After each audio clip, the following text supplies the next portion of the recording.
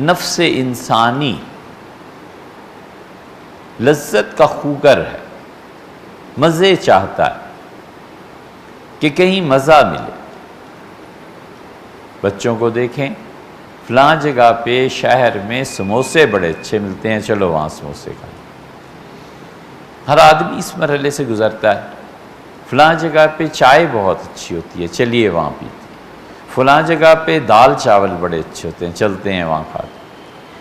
وہ جو لذت کا عمل ہے اسے بار بار دہرانا چاہتا ہے، یہ نفس انسانی کی تمنا ہے۔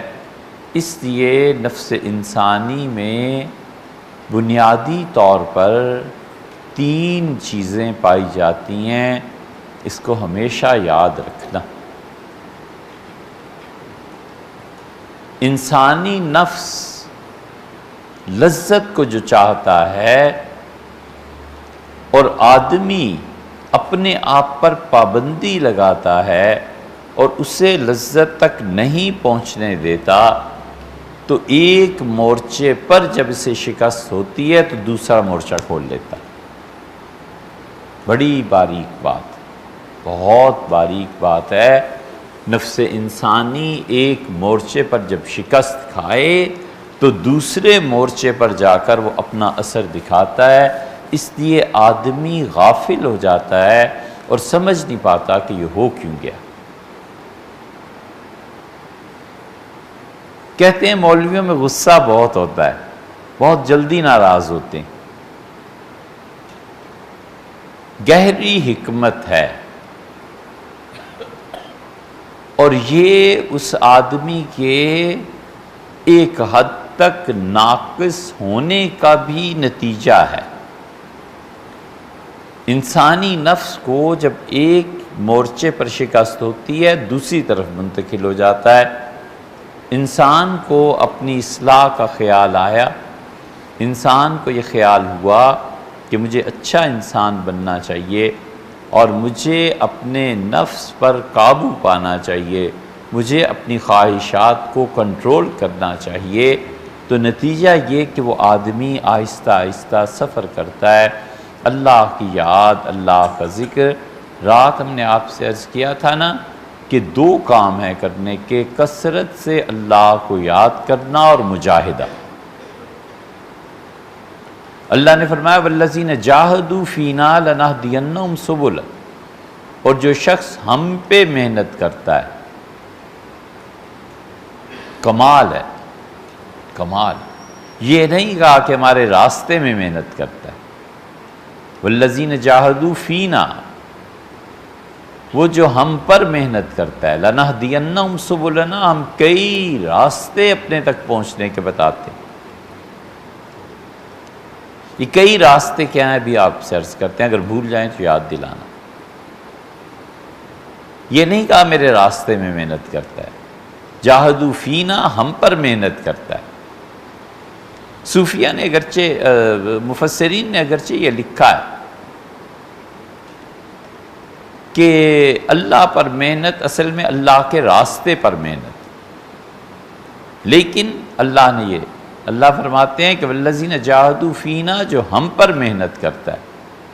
ہم پر محنت کا مطلب صوفیہ یہ لیتے ہیں کہ اللہ کی ذات پاک کے ساتھ گم ہو جاتا ہے، اللہ کے تصور میں، اللہ کی حضوری میں اتنا کھو جاتا ہے کہ میں مٹ جاتی۔ جو شخص اپنے محبوب کا وصال پائے اور پھر کہے کہ میں ہوں، تو اس کا مطلب یہ ہے کہ ابھی تک یہ جدائی کی منزل میں ہے، اسے وصال نصیب نہیں۔ اس لیے جب اسے فکر ہوتی ہے کہ میں اللہ کا بندہ بنوں، کسی اچھے بندے، اللہ کے نیک بندے کی صحبت میں جاتا ہے، ذکر اذکار کرنے لگتا ہے،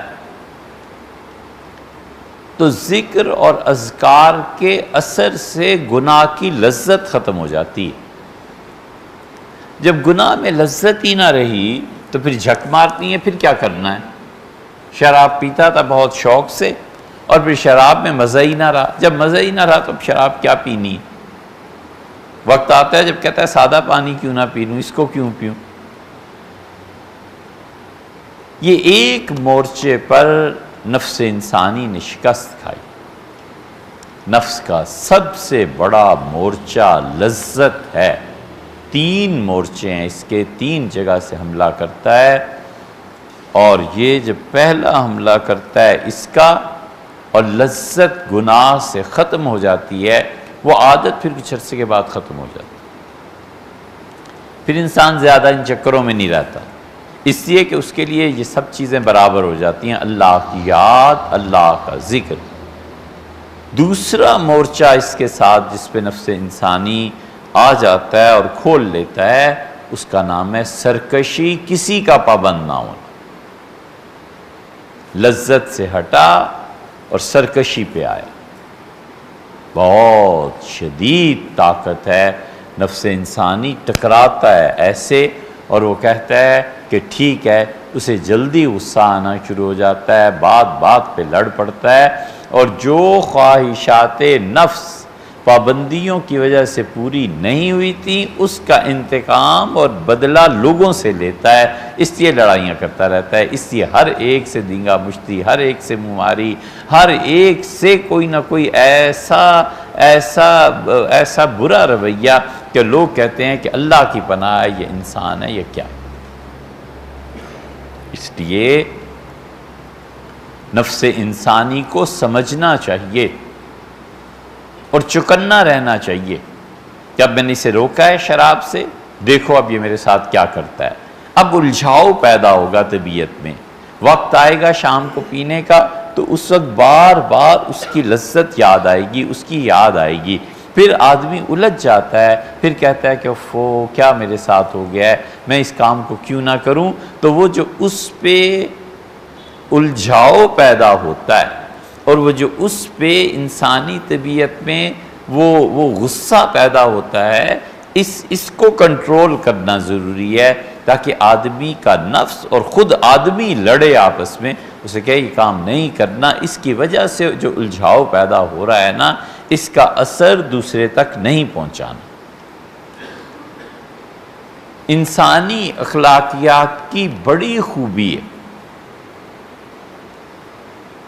کہ وہ اپنے تأثر کو دوسرے تک نہ پہنچنے دے، خود پہ قیامت گزر جائے، مگر لوگوں سے ہنسنا، مسکرانا، بولنا، وہی اندر جتنا بھی فکر ہو گھل جائے، مگر کسی پر اظہار نہ ہونے دے کہ یہ چیز۔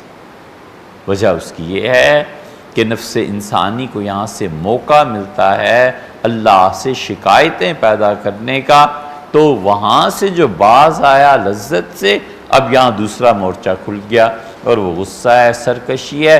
اور سرکشی کا مطلب یہ ہے کہ میں نے کسی کی نہیں ماننی،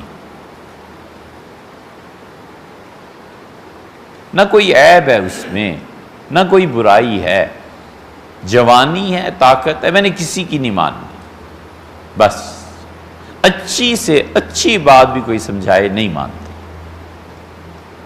عقلاً کبھی تجزیہ کرے، جب غصہ اترے تو احساس پیدا ہو کہ والد ٹھیک کہتے تھے، ماں ٹھیک کہتی، پیر و مرشد صحیح کہتے، جو راہ دکھاتا ہے بات ان کی صحیح ہے، عقل اگر سلامت رہے، لیکن نہیں ماننی، سرکشی ہے،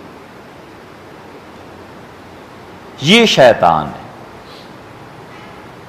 اس نے کہا نہیں مانتا، اور پھر دلیل بھی دینے لگا کہ مٹی اور آگ اور وغیرہ وغیرہ۔ یہ سرکشی کا دوسرا مورچہ وہ کھول لیتا ہے کہ بغاوت کرو، اور اس بغاوت میں وہ پھر صرف اپنے آپ کو ہی نہیں، ایک جہان کو تباہ کر لیتا ہے۔ اس کی بغاوت کا نتیجہ یہ نکلتا ہے کہ اس کے لیے قتل کی سزا نافذ کی جاتی ہے، اور قتل اس کی روح ہو جاتی ہے۔ وہ جتنے اوصاف تھے اس میں سب ختم ہو جاتے ہیں آہستہ آہستہ کر کے۔ بڑا امانت دار تھا، سرکشی آئی اور کسی کی نہ ماننی آئی، دوسروں کا پیسہ ہڑپ کر جاؤ، مارو اس کو۔ اللہ تعالیٰ نے بڑی سمجھ دی تھی، سرکشی آئی، کسی کی نہیں ماننی، غلط فیصلہ کر کے اس پہ ڈٹ جائے گا کہ یہ. اور اگر اس محاذ پہ بھی قابو پا لیا جائے تو نفس انسانی تیسرا محاذ کھولتا ہے. پہلا محاذ لذت کو کھولتا ہے، دوسرا سرکشی کو کھولتا ہے. ان دونوں کے بعد وہ جب ناکام ہو جائے یہاں سے تو غفلت کو کھول دیتا ہے.